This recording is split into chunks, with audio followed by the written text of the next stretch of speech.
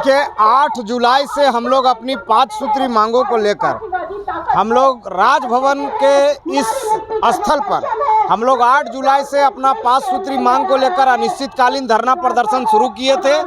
और इस 7 महीने के दरमियान हम लोग जो है ग्रामीण विकास मंत्री श्री आलमगीर आलम जी, प्रधान सचिव विनय कुमार चौबे जी, पंचायती राज निदेशक जो मैम है उनसे, और विभाग के कई मंत्रियों, कई विधायकों, कई सत्ता पक्ष के विधायकों से हम लोग अपनी 5 सूत्री मांगों को लेकर मिले। और हर बार हम लोगों को आश्वासन दिया गया।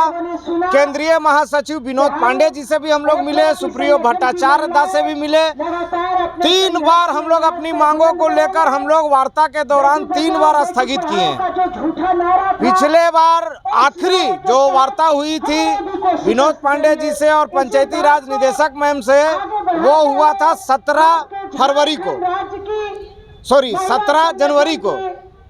17 जनवरी से लेकर हम लोग जो है 11 तारीख तक हम लोग धरना स्थगित रखे थे।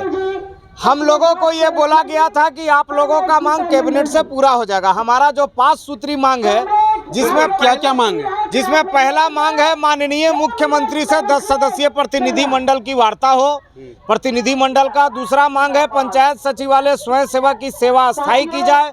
हमारा तीसरा मांग है पंचायत सचिवालय स्वयं सेवा का नाम को बदलकर पंचायत सहायक किया जाए। और हमारा चौथा मांग है पंचायत सचिवालय स्वयं सेवक को प्रोत्साहन राशि हटाकर एक उचित मानदेय दिया जाए और पंचायत सचिवालय स्वयं सेवक का जो है सेवा अस्थायी किया जाए। इन 5 मांगों को लेकर हम लोग जो है अपना आंदोलन को जारी रखे हैं।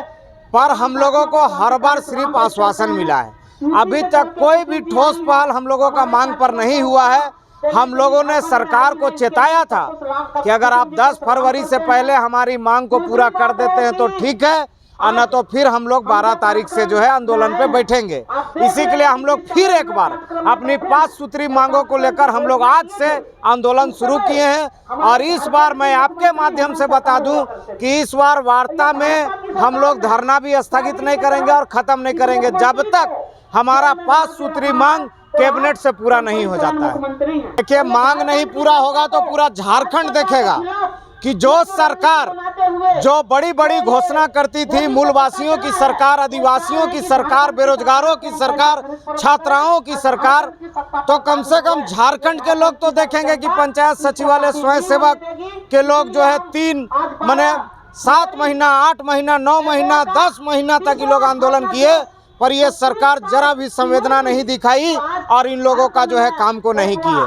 तब ना हम लोग भी जो है सरकार के खिलाफ हम लोग फिर जो है सड़क पर उतरेंगे और लोकसभा चुनाव और विधानसभा चुनाव में हम लोग जो है सरकार का विफलता के बारे में बताएंगे। छोटे छोटे बच्चे की बात कर रहे हैं तो छोटे छोटे बच्चे को लेकर हम लोग धरना तक आते हैं, यही बात भर नहीं रहती है। हम लोग को छोटे छोटे बच्चे लेके पूरा पंचायत में एक घर में हम लोग काम करते हैं। अगर सरकार सोचती है कि पंचायत सचिवालय स्वयं 18,000 है तो ये क्या कर लेंगे, ऐसी बात नहीं है। पंचायत सचिवालय स्वयं सेवक 18,000 भले है, लेकिन एक घर में काम करती है। और जहाँ तक है लेडीज लोग को, बच्चे को देख के भी पूरा काम करती है जाके का घर में। इन लोग तो सरकार में बैठे हुए हैं, हर एक व्यक्ति तक हम लोग जाते हैं, जानते हैं उन लोग एक फॉर्म भरने नहीं सकते हैं। अगर किसी को बोलिए कि यहाँ साइन करिए तो उन लोग ठेपा करिए, उन लोग वहाँ तक नहीं जानते। वो सब हम लोग सब चीज़ कराते हैं। फिर भी सरकार हम लोग को जब रखी, प्रोत्साहन राशि के तौर पर रखी, तब हम लोग उचित मांग रहे। ये नहीं हम लोग कह रहे कि 30-40 हज़ार दो, ये इतना मांग नहीं दे सकती है सरकार हम लोग को। हम लोग हर काम करते हैं, स्वयं सेवक के जब हम लोग को रखा गया है तो उसको मानदेय, उचित मानदेय दे करें। और 224 दिन से हम लोग धरना स्थल पर बैठे हुए हैं। 224 दिन बहुत होती है। 224 दिन में अगर सरकार नहीं समझ पाती है तो उनको कितना दिन समय लगना चाहिए कि पंचायत सचिवालय स्वयं सेवक क्या है, ये लोग क्या करते हैं, इन लोग को मानदेय देना चाहिए कि नहीं देना चाहिए, इसको समझने के लिए कितना वक्त लगता है। हम सरकार से ये पूछना चाहते हैं, 224 दिन क्या काम है सर? नहीं।